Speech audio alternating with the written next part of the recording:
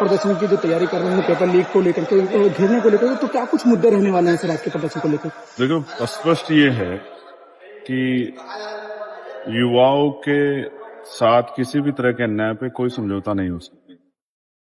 युवा रीढ़ है किसी भी राज्य की, किसी भी राष्ट्र की, उन पे किसी भी तरह का हमला बर्दाश्त नहीं किया जा सकता। जो दिल्ली में हुआ, क्या छात्र गलत मांग कर रहे थे?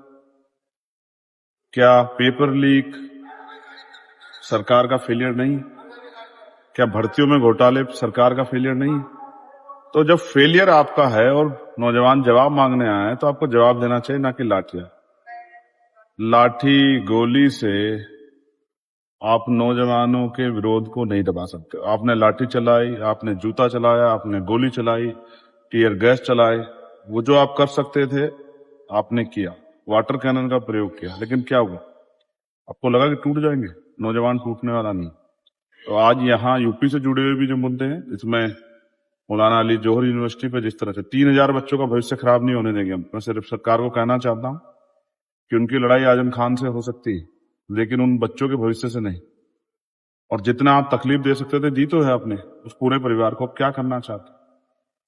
सिर्फ अपने व्यक्तिगत लड़ाई को, बच्चों के भविष्य को खराब करने के लिए आप कोशिश करोगे तो ये हम बर्दाश्त नहीं करेंगे। सर राहुल गांधी 3000 बच्चे आप समझ रहे हैं? तब वो जो एरिया है वो रामपुर डेवलपमेंट अथॉरिटी का हिस्सा भी नहीं था जब वो बनी, लेकिन आप उसे ना नक्शा होने के नाम पे आप नक्शा बनवा दो, जो फाइन है वो ले लो। लेकिन इस नाम पे अगर आप उस यूनिवर्सिटी को तोड़ोगे, बच्चों के भविष्य को खराब करोगे, तो 3000 बच्चों के भविष्य बचाने के लिए उत्तर प्रदेश की सड़कें जो है वो सोनी नहीं रहेंगी। ये बाद में मुख्यमंत्री कहना चाहिए। सर राहुल गांधी भी कह रहे हैं कि जिस तरीके से छात्र अपना प्रदर्शन कर रहे हैं, धर्मेंद्र प्रधान का इस्तीफा मांग रहे हैं, तो उनका इस्तीफा लिया जाए। प्रधानमंत्री जी ने जिस तरीके से लाठियां चलवाई हैं, प्रधानमंत्री जी को भी छात्रों से माफी मांगनी चाहिए। बिल्कुल सहमत हूँ। ये तो मांग हम सबसे पहले उठा रहे हैं। 20 तारीख से हम ही तो इस मांग को उठा रहे हैं। बाकी तो सब लोग 21 तारीख को आए ना। 20 तारीख को कौन था छात्रों के बीच में?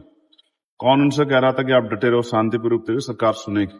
और सुना है ना। देखिए, प्राइम मिनिस्टर जो है रात को 12 बजे लाइव आके बोल रहे हैं, फिर नेक्स्ट डे फिर 12 बजे आ रहे हैं। आप समझिए, देखिए, सुना तो है ना।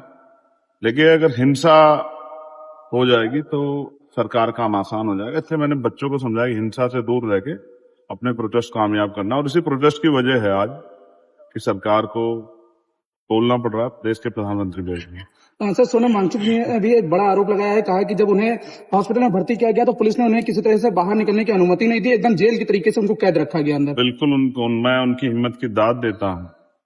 कल क्या होगा मुझे नहीं पता, लेकिन जिस तरह से उन्होंने लड़ाई लड़ी है बच्चों के लिए, मैं और नेताओं से भी कहूंगा, सब लोगों से, उनके ऊपर सवाल उठाने के बजाय उनकी तरह लड़िए। अगर आप उनकी तरह लड़ते तो शायद जो है उनको नहीं लड़ना पड़ता। 26 दिन क्या हम लोग इंतजार करते कि वो मर जाए? उन्होंने अच्छा किया, अनशन त्याग दिया।